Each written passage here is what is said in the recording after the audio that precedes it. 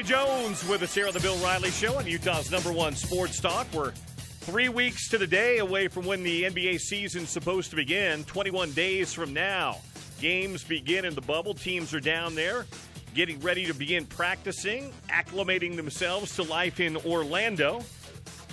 And so far, no real drama outside of people complaining about free meals in their hotel room. Tony Jones with me right now. Hey, Tone. What's up, man? How are you? I'm good. How are you? Thanks for having me. Are you watching TBT right now? You having a little TBT on the television right now? I was watching a little bit of it. I mean, this money team is stacked, so they're playing against bunch of YMCA guys. So stop that. That's a Marshall team, man. I'm assuming it's a Marshall team, but like their best players are out of shape. Well, that's okay. Not everybody. They're not stacked like the money. Who's on the money team, by the way? Oh, they're stacked. So they got Willie Reed. They got Thomas Welsh. Bryce Alford. Big Thomas Welsh. Not Thomas Welsh. Yep. Nick Johnson. Bryce Alford. Tony Roten. Who's this Ledbetter guy that looks like Jason Capono? You don't remember Jeff Ledbetter? No. Who'd Ledbetter play for? He played summer league for the San Antonio Spurs, like the last 3 summer leagues. Tony, you got to remember. You got to remember. I don't study the summer league rosters like you. Where did he play college? Idaho, I believe. Okay, that's why I don't remember Jeff Ledbetter. He's like the summer league all-star. He's like the summer league MVP. Tony, I watched the Jazz play for like 15 minutes of Summer League ball, and then when the scrubs get in, I turn Summer League off. I don't have the same love of Summer League that you do.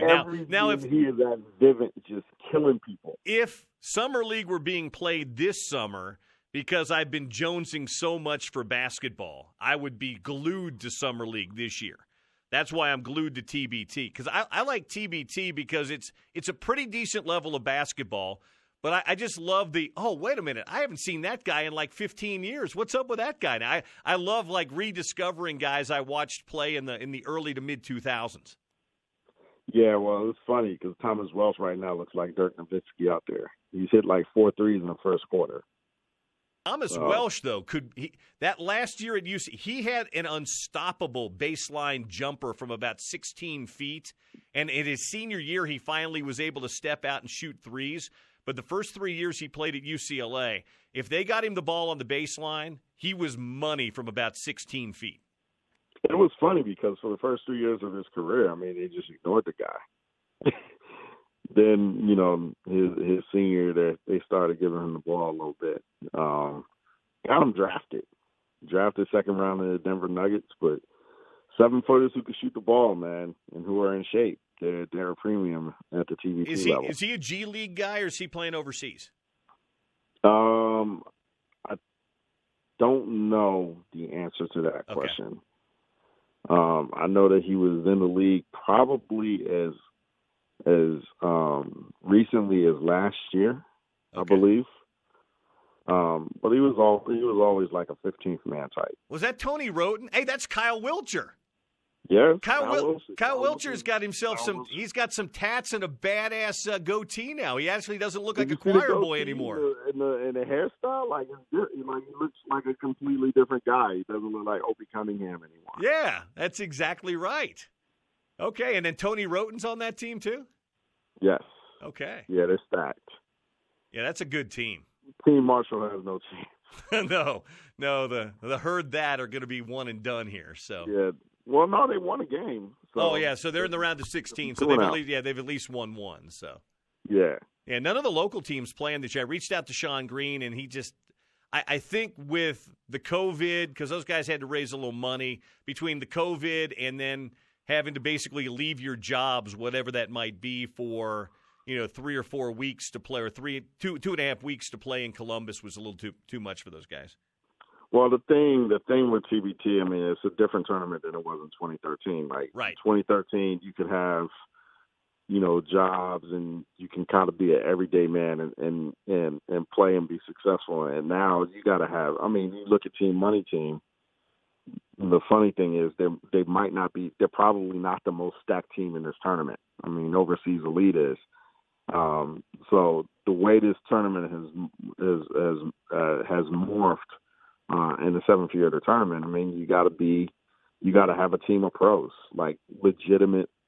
This is what we do for a living professional basketball players in order to, even Team Fredette, they made a run to, I believe, the Final Four a couple of years ago. And, last year, I think they were out in the first round, as talented as they were. I mean, so, this league is the tournament. I mean, it's taken on a life of its own, and the talent level has just kind of exploded over the life of the tournament. Talking to Tony Jones of The Athletic. TBT's on right now. It's on for a couple of hours every afternoon on ESPN. So there's Thomas Welsh has slimmed down a little bit too.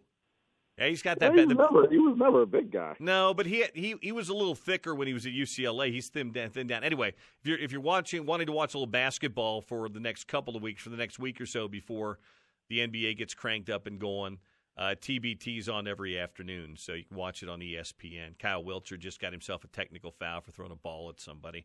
20. He could do that. Yeah. We haven't had much come out of Orlando the last couple of days, Tony. Everybody's kind of gotten down there, and they're settling in and kind of getting ready. Their 48-hour quarantine, and then they're going to get at it just a little bit. It's almost 3 weeks of practice down there, and I know they haven't had a lot of team stuff. I almost feel like 3 weeks they might be stir crazy before the games begin. I almost feel like 2 weeks of time down there might have been enough. What do you think? Well, I think that I don't know that I completely agree with that. I mean, it's like a 40, 50-mile campus, and I think there's enough stuff to do to keep people engaged, and I think that so much of what these guys do, you can bring with them in terms of, in terms of Call of Duty, in terms of your Twitch, in terms of, your gaming and all that stuff, that I think that, I think that they can keep a lot of these guys, engaged, until it's time to play. I thought of you yesterday when I saw the picture of DeAndre Ayton getting off the team bus in Phoenix. Did you see the picture? I didn't see the picture. He had his TV in one hand and his gaming console in the other hand. Yeah, exactly. This is what I do on road trips. That's why I thought of you. I don't have the TV on one hand, but I definitely had the gaming console in my backpack. There's no question about that. Yeah, that's the thing. And that's the thing. Like, as long as you got practice, right? You go to practice, you come back to the room, you eat, you sleep, you get up, you FaceTime everybody, and then you play, and then you game for 6 hours, and then you look at the time. Oh my God, it's 3 a.m. I gotta go to bed for real. Is that pretty? You don't need a mountain of stuff to do down there. This is what they do. I understand, which is why I said all along, I said that you're staying at a world-class resort. They're going to give you a million things to do, plus you can play cards, you can play video games. No, and nobody's going to be down there for 3 months. Everybody's like, 3 months in the bubble. You're only in the bubble 3 months if you're playing in the NBA championship. Yeah, if you're down there in the bubble for 3 months, that's a good thing. That's a good thing. There's going to be about 6 or 7 teams that are back home in about 4 weeks. So it's not like everybody's down there, and then there's going to be another 8 teams, or I should say, another 8 teams that are going to be home in about a month and a half, and then you're down to basically your Elite 8, and those are the best of the best anyway, and those are the guys that are going to really want to play. Yeah, for real. And I think that's an important distinction. I mean, we're going to go 4 weeks, and then the bubble's going to be cut in half in 4 weeks, and then it gets easier. And it gets easier for the NBA to manage and maintain. I think, what the league is doing is they're doing a good job right now. I think that they've done as good a job as possible in at least putting their guys in position to be successful on that campus. It's just about, keeping those guys away from, the workers who aren't quarantining, who can come and go as they please, and just trying to manage this thing. No, that's exactly right. It's what I've said all along here. There is no perfect anything for any of this, whether we're talking about the NBA or you or I going back to work or the guy that works down the street at the Harmons or whatever it is. You just have to hope whatever company you work for, or in this case the NBA, they do their very best to put a good plan together, and you're going to adjust on the fly and do your very best. But to expect perfect, really there's no perfect in life, and there's not going to be any perfect here either. You just do the best you possibly can. Right. There's not going to be a perfect solution. But here's the thing, I've talked about this on Twitter a little bit. I just wish there was a national mask ordinance. Like if you're outside of your house, if you're in public, anywhere, a mask should be required, because I think that's the way to at least try to manage this thing and at least try to pull up even with this thing and get, maybe even try to nudge ahead of this thing until we get a vaccine that's effective enough to really kind of quell this thing a little bit. And the world can't manage without an economy, which is why I agree with, the NBA, doing backflips to come back, the NFL doing backflips to try to keep its season alive. I feel a little bit differently about college sports because those, at the end of the day, those are still kids as opposed to professional athletes. But, we got to keep the economy moving, and we have to get the economy restarted again. There's just no perfect solution. There's just no perfect situation. And right now, I just don't think that there's even great solutions right now, considering that, our response at the federal level has been so lacking. So it's interesting to be sure. But, I'm definitely behind what the NBA is trying to do, and for the NFL and MLB and the NHL and MLS as well, all the professional sports. As long as they could pull it off and keep guys safe, I'm definitely behind what they're doing. What's your expectation for what the basketball is going to look like? And what did you make of Donovan Mitchell's response on the Zoom call last week to his relationship with Rudy and how he handled it? At this point, I think that, it's just kind of folly to want Donovan to be to talk about this thing. He doesn't want to talk about it. There are times where I try to press my wife on something and she just doesn't want to talk about it. And at some point you just have to accept that. And I think that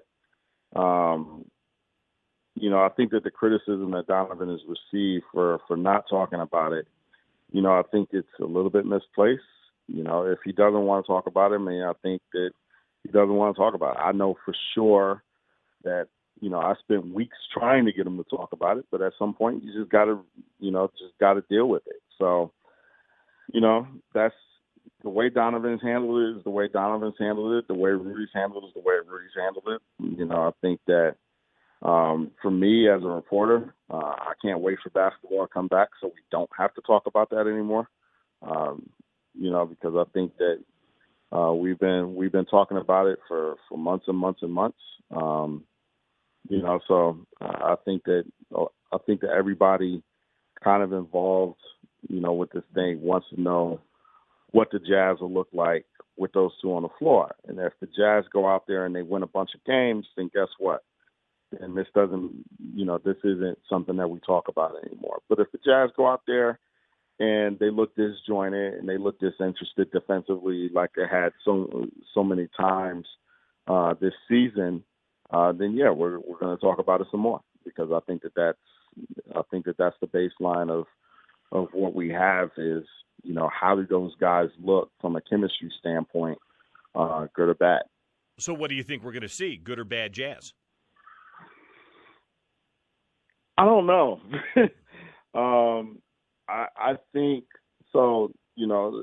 I definitely disagree with everybody who thinks that the Jazz are done without Bojan Bogdanovic.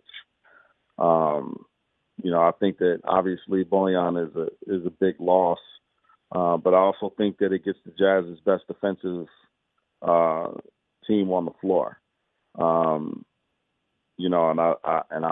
I think that if Mike Conley can find a rhythm and be the Mike Conley that we've known for so many years, then I think that Mike Conley can take up a lot of the slack offensively that Bojan left.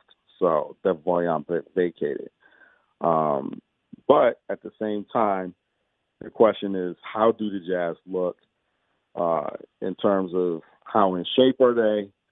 How much are they going to be able to execute?